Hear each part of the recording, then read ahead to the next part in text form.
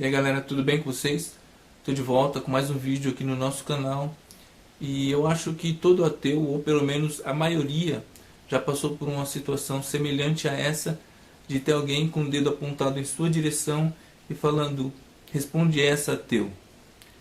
E nessa hora eles acham que nós temos por obrigação entender tudo sobre filosofia, teologia, biologia, astronomia, física quântica, para poder explicar para eles que a sua crença não se sustenta na realidade. Você diz aí que nós, cristãos, esperamos que vocês, ateus, conheçam tudo de ciência para que vocês possam nos mostrar o quanto nossa fé não condiz com a realidade. Na verdade, não é bem assim. Eu mesmo, como cristão, eu não espero que você conheça física, biologia, bioquímica, nada disso. Porque eu sei que nada disso vai te ajudar nessa tua empreitada de provar que Deus não existe. Porque a ciência, meu amigo, não foi feita para isso. Ciência não foi feita para ser usada como ferramenta ateísta. Ciência não pode provar que Deus não existe. Quando eu escuto um ateu falando uma coisa dessas, eu logo lembro daquela entrevista que o Francis Collins deu para a revista Veja, em 2007, onde ele fala sobre os limites da ciência. Lá nessa entrevista ele deixou bem claro que a ciência ela se limita a estudar o mundo natural, e Deus faz parte do mundo sobrenatural. Portanto, a ciência não investiga Deus, ela não estuda Deus. Deus não faz parte do escopo analítico da ciência e, portanto, não pode opinar a respeito dele. Portanto, usar as ferramentas da ciência contra a fé em Deus é um uso indevido dessas ferramentas. Francis Collins deixou bem claro isso. E o Francis Collins é um cara que trabalha com ciência. Ele sabe muito bem o que a ciência pode e o que a ciência não pode fazer. Então, meu amigo, eu espero, no máximo, que você entenda um pouquinho de filosofia, porque a discussão sobre Deus está no campo da filosofia, e um pouquinho de teologia também. Isso é muito importante, né? Evita falar besteira. Bom, gente, esse será mais um vídeo daquela série Analisando Vídeos Ateístas, que você já conhece aqui no canal. O nosso amigo ateu fez 10 perguntas e desafiou os cristãos a responder. E eu topei o desafio. Vou responder suas 10 perguntas, meu amigo. Eu espero que você goste, espero que vocês que estão assistindo gostem. Então vamos à primeira pergunta.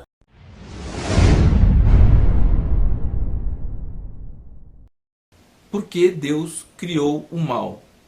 E não vem com esse papinho aí que o mal é a ausência do bem, que o mal é culpa do homem, porque está na sua Bíblia, em Isaías 45:7, lá fala: eu crio o mal.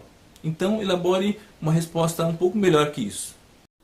Bom, gente, então vamos tentar responder aí a questão levantada pelo rapaz do vídeo, né? Isaías 45:7.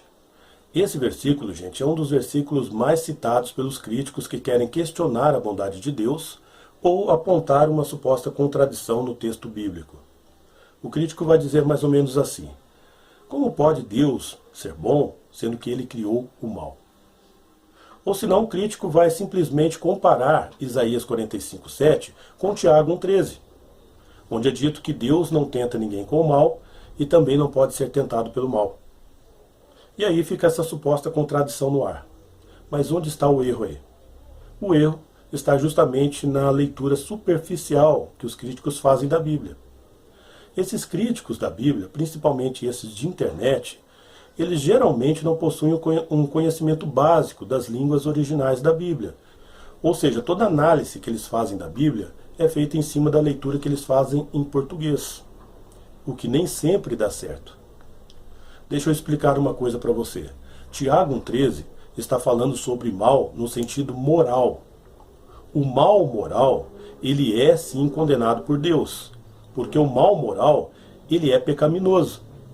Portanto, Deus, ele não poderia criar o mal moral, porque isso iria contra sua própria natureza. Já Isaías 45:7 não está falando sobre mal moral. É justamente aí que está o erro desses críticos. Eles acham que Isaías 45:7 está falando sobre mal moral, mas não está, e eu vou mostrar isso para vocês. Acontece o seguinte, gente, vamos lá. Todo mundo sabe que o livro de Isaías foi escrito originalmente em hebraico. A palavra mal em hebraico é ra. Isso mesmo, é assim que se pronuncia. Ra. É essa palavrinha que está aparecendo aqui. Mal em hebraico tem dois significados. Mal em hebraico pode significar mal moral, que é esse mal que Deus condena, ou mal calamitoso. Mal em forma de calamidade, de guerra, de doença, de fome. E esse versículo de Isaías 45:7 está falando do mal nesse sentido. Mal calamitoso e não mal moral. Tá bom? Mas como eu sei disso? Como eu sei que esse versículo está usando a palavra mal nesse sentido? Simples, gente. É só ler o contexto. Ateu militante adora tirar versículos de contexto. Se o ateu militante ganhasse um doce cada vez que ele tira um versículo do contexto, certamente ele já teria até diabetes, de tanto que eles fazem isso. E eles fazem com muita frequência. Só que quando você tira um versículo do contexto, você pode alterar o significado do versículo. É errado fazer isso, né? Se você quer entender o sentido do versículo, você tem que ler o contexto em que ele está inserido. E quando você lê o contexto desse versículo, você nota que Deus queria castigar Babilônia. E isso fica bem claro no contexto ali. Inclusive em Isaías 47:11 é dito o seguinte, vou até ler o versículo para vocês aqui, ó. Pelo que sobre ti virá mal, de que não saberá a origem, e tal destruição cairá sobre ti, que não poderá afastar, porque virá sobre ti, de repente, tão tempestuosa desolação, que a não poderás conhecer. Então fica nítido aí que o mal que Deus cria contra a Babilônia não é um mal moral, óbvio que não, né? É um mal calamitoso. E esse tipo de mal Deus cria quando Ele quer punir nações, quando Ele quer punir reis, tá? Porque afinal de contas Ele é Deus e Ele tem o poder de julgar, de condenar e de aplicar o juízo. Segunda pergunta. Segundo a Bíblia, ninguém é salvo senão por intermédio de Jesus. Eu sou o caminho, a verdade, a vida, ninguém vem ao Pai senão por mim. Então como fica aquelas pessoas que não conheceram Jesus? E eu não estou falando dos povos antigos não, eu estou falando dos índios, que não tiveram contato com civilização e para piorar a situação, ainda adoravam a deuses, outros deuses, como o sol, a lua, os espíritos da floresta. Eles não vão ser salvos? Bom, não cabe a mim dizer se essas pessoas vão ser salvas ou se não vão ser salvas. Isso quem sabe é Deus, tá bom? Mas a tua pergunta até que é boa, porque a Bíblia realmente coloca Jesus como o único meio para a salvação. Não há outro meio, tem que ser por Jesus. E a pessoa tem que crer em Jesus. Essa é uma exigência que Deus faz. E não é qualquer tipo de crença não. Quando a Bíblia diz crer, ela usa a palavra pistel, a palavra grega pistel, que significa sujeitar-se. Ou seja, tem que ser uma fé acompanhada de sujeição aos mandamentos de Jesus. Ou seja, a pessoa que diz que crê em Jesus, ela tem que se sujeitar aos ensinamentos de Jesus, ela tem que praticar. Tá? Porque crer em Deus, convenhamos, né? Até o diabo acredita. Até o diabo crê em Deus. Mas esses índios que vivem isolados nunca ouviram falar de Jesus. Nunca ouviram falar do Evangelho, nunca ouviram falar desse pacto entre Deus e o homem. E agora, como Deus vai resolver esse problema? Bom, gente, acredito eu que Deus irá julgá-los também, claro. A Bíblia diz lá em Apocalipse 20, versículo 11 em diante, que haverá um julgamento em que todas as pessoas serão postas ali diante de Deus e serão julgadas de forma individual. E eu acredito que esses índios mencionados pelo Ricardo, acredito que esse seja o nome dele mesmo, né? Vão estar presentes nesse julgamento e Deus vai avaliar o caso deles. Terceira pergunta. Você realmente acredita que Deus tem um plano para cada pessoa? Se a resposta é sim, então por que essas pessoas oram pedindo cura, pedindo bênção, pedindo providência? Elas não estariam tentando alterar os planos de Deus dessa forma? Bom, deixa eu ver se eu entendi aqui, né? Então quer dizer que se Deus tem um plano na minha vida, isso significa que tudo o que acontece na minha vida foi planejado anteriormente por Deus. É tudo predestinado. Ou seja, Se eu saio na rua e furo meu pé num prego, isso é plano de Deus para a minha vida. Deus planejou de antemão, olha, ele vai furar o pé ali. Se eu saio na rua e sou atropelado, isso significa que é plano de Deus para a minha vida também, né? Deus planejou que eu fosse atropelado naquele momento. E se eu fico doente, eu não posso orar pedindo a Deus a cura. E nem tomar remédio também, porque eu estaria tentando alterar o plano de Deus, porque o plano de Deus é que eu fique doente. Cara, eu não sei de onde você copia esses seus argumentos aí, mas estão bem fraquinhos, viu? Eu acho que nenhum crente pensa dessa forma, cara. Nenhum crente pensa assim. Quando o crente diz que Deus tem um plano na sua vida, ele está querendo dizer que Deus quer a sua salvação, que Deus quer que você se converta, que você mude de vida, que você realmente se torne uma nova criatura. Não tem nada a ver com predestinação, com você não poder orar.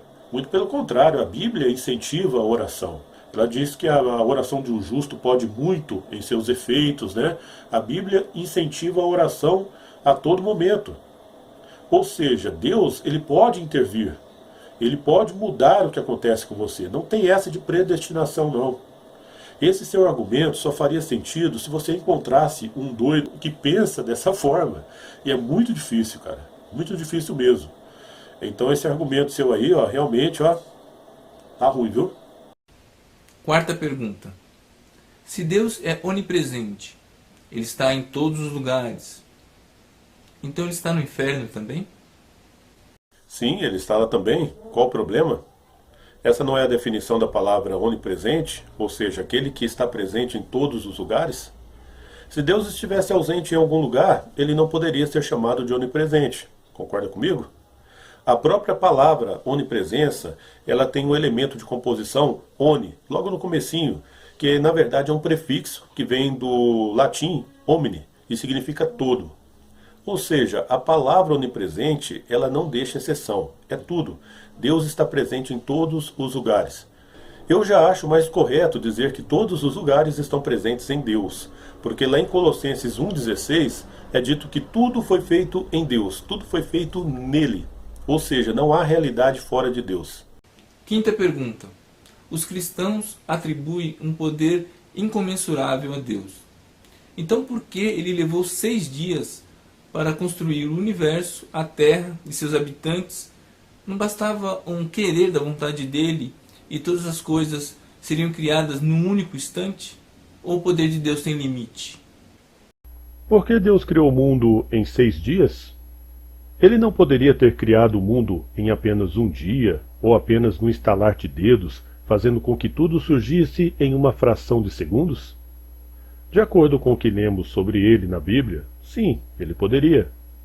Afinal de contas, ele é o Deus Todo-Poderoso, que faz tudo o que quer e que não tem dificuldades para fazer nada. Mesmo assim, ele resolveu criar tudo em 6 dias e descansar no 7º dia. Mas por quê? Essa é uma resposta que não temos na Bíblia, pelo menos não diretamente, e isso acaba dando margens para especulações. É aí que aparecem pseudos teólogos ateístas, como o nosso amigo do vídeo, querendo explicar o que de fato aconteceu. Segundo o rapaz do vídeo, Deus criou tudo em 6 dias porque não tinha poder suficiente para criar em menos tempo. Ou seja, o poder de Deus seria limitado. Mas de onde ele tirou essa ideia? Ora, da própria imaginação dele. Isso é puro achismo. Ele imagina que Deus criou o mundo em 6 dias porque seu poder é limitado. O problema desse raciocínio é que ele se fecha para outras possibilidades, possibilidades mais viáveis, diga-se de passagem. Deus pode ter criado o mundo em 6 dias propositalmente, isso mesmo, para que isso servisse de base para o descanso sabático. Nós sabemos que o descanso sabático foi baseado nesses 6 dias criativos, mais um dia de descanso. E o próprio descanso sabático faz alusão a um evento ainda muito maior, a salvação. Esse será o nosso sábado eterno, o nosso descanso. Não devemos esquecer também da forte simbologia bíblica com o número 7. O número 7 é sem dúvida nenhuma o número de Deus. Só para que você tenha uma ideia de como esse número é importante na Bíblia, veja alguns casos em que ele aparece. Por exemplo, Diante do trono de Deus existem 7 lâmpadas de fogo que representam os 7 Espíritos de Deus. O livro que está à destra de Deus possui 7 selos. Durante a invasão de Jericó, 7 sacerdotes, levando 7 cornetas feitas com chifres de carneiro, deveriam rodear a cidade 7 vezes no 7º dia de cerco, de acordo com a ordem de Deus. Naamã teve que mergulhar 7 vezes no rio Jordão antes de receber sua cura. Já deu para perceber a importância do número 7 na Bíblia, não é? O número 7 é considerado o número perfeito, o número de Deus. É o número da plenitude cíclica, de acordo com o hebraico antigo. Por isso, não é de se admirar que Deus tenha escolhido terminar sua obra criadora justamente no 7º dia, deixando assim sua assinatura na própria criação. Sexta pergunta. Se nós morrermos sem aceitar Jesus, a nossa alma vai para o inferno. O nosso corpo físico vira pó e nossa alma vai sofrer por toda a eternidade no inferno. Sabemos que sentimos sensações físicas através de impulsos elétricos que enviam informação ao nosso cérebro através do nosso sistema nervoso. Então, como a nossa alma vai sentir dor no inferno sem esse sistema nervoso? Ou Deus vai restituir o nosso corpo físico? Deixa eu te perguntar uma coisa, Ricardo. É o seguinte, você já estudou anatomia da alma? Eu nunca estudei. Seria maravilhoso, né, se a gente pudesse estudar a alma, para saber como ela funciona, do que ela é feita, a essência, a substância dela, né? Mas infelizmente não existe esse estudo. A nossa ciência se limita ao mundo natural, né? Eu já disse isso para você. E como você não sabe como funciona a alma, claro que não dá para você palpitar se ela sente dor ou não. Vai que no mundo espiritual exista algo que faça a alma sentir dor, não é verdade? Aliás, você está cometendo um erro chamado inversão de planos.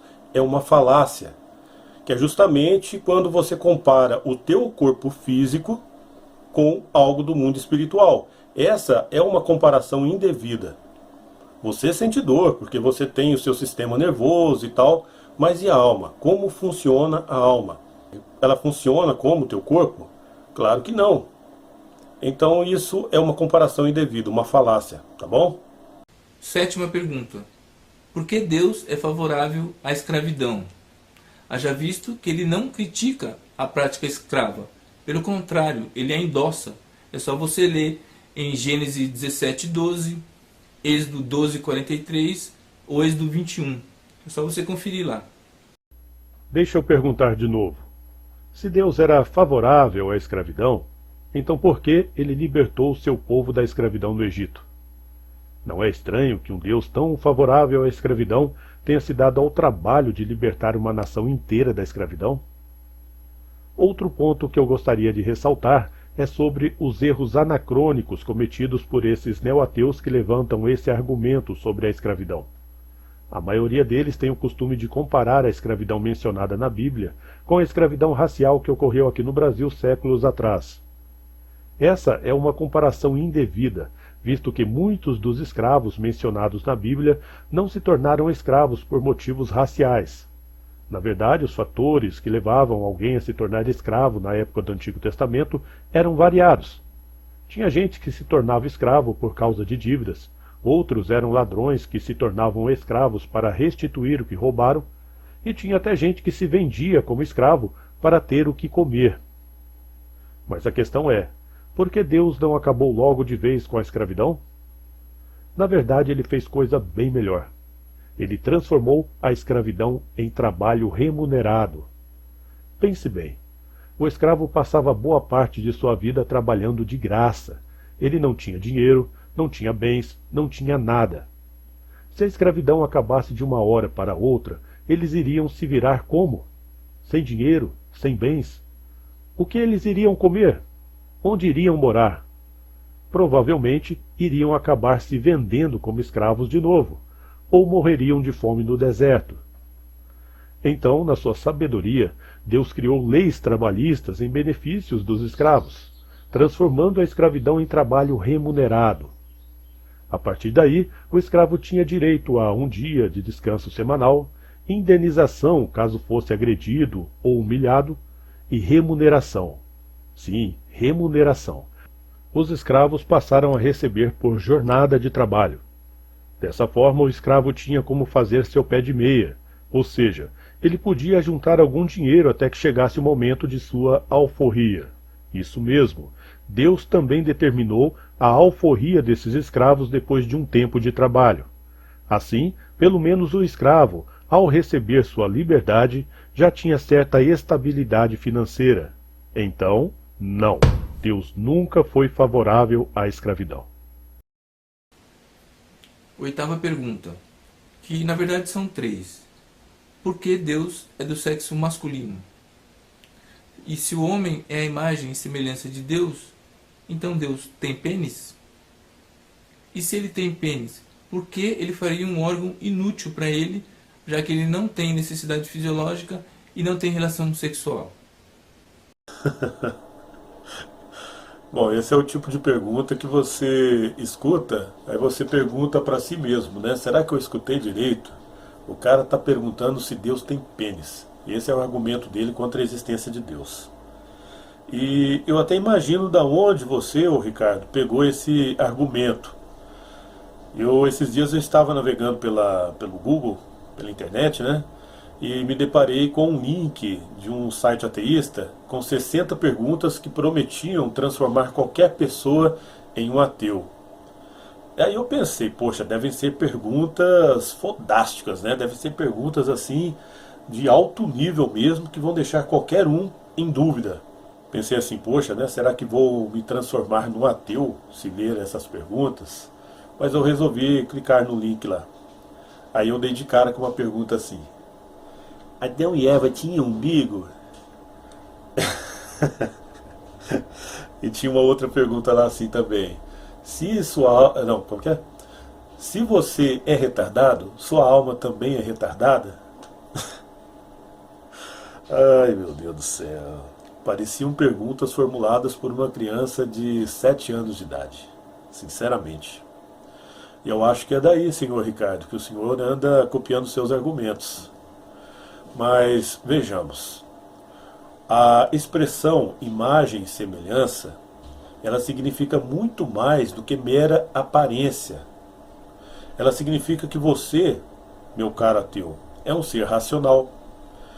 Diferente de todos os animais que Deus criou, você, como um ser racional, possui faculdades cognitivas, você pode aprender sobre o seu Criador, você pode se comunicar, interagir com o teu Criador. Nesse ponto, você é compatível com Deus. Você é semelhante a Ele, tá? Diferente de todos os outros animais criados por Deus. Você é compatível com Deus, você é semelhante a Ele nesse aspecto. Também, claro, temos a parte moral. Somos semelhantes a Deus moralmente, se é que essa semelhança está meio desvirtuada devido à queda da humanidade. Mas temos certa semelhança sim com Deus moralmente também. Então a expressão imagem e semelhança, ela é muito mais do que simples aparência. Tá bom, meu amigo? Nona pergunta, se nós somos frutos de um design inteligente, então por que o homem possui mamilo? O clássico argumento dos mamilos, né? Esse é clássico, esse os ateus adoram utilizar. O que eles querem alegar com esse argumento? Eles querem dizer que Deus, sendo inteligente, não faria algo inútil no corpo do ser humano. E eles acham que os mamilos masculinos são inúteis, não têm finalidade nenhuma. Bom, tá certo que os mamilos masculinos não têm a mesma finalidade que os mamilos femininos, que servem para amamentar. Mas isso não quer dizer que eles sejam totalmente inúteis. Na verdade, os mamilos masculinos são muito sensíveis a estímulos sexuais, portanto eles têm uma certa função sexual. Beleza? Agora, por que temos mamilos? Porque homens têm mamilos. Isso, gente, faz parte de um passado de desenvolvimento embrionário que todo ser humano passa, homens e mulheres. Eu posso dizer que mulheres têm mamilos por conveniência. É conveniente que elas tenham mamilos para amamentar as crianças. Mas os homens não têm por conveniência, sim por consequência. Consequência de um passado de desenvolvimento embrionário. O que acontece é que na fase inicial não dá para saber se o embrião vai se tornar menino ou menina. Mas todos os embriões possuem ductos mamários, por isso mesmo até os homens vão ter mamilos. Se acontecer do embrião se tornar um menino, os ductos mesonéfricos vão se desenvolver e os ductos paramesonéfricos vão retroceder. Se for se transformar em menina, vai acontecer o oposto, tá bom? De qualquer forma, a presença dos mamilos nos homens é normal, porque nós passamos, por esse período embrionário, e durante o período embrionário todos os embriões tinham ductos mamários, então todos eles vão ter mamilos, sejam homens ou mulheres. E a 10ª pergunta é aquela clássica que todo ateu já deve ter feito para alguém e nunca obteve uma resposta satisfatória.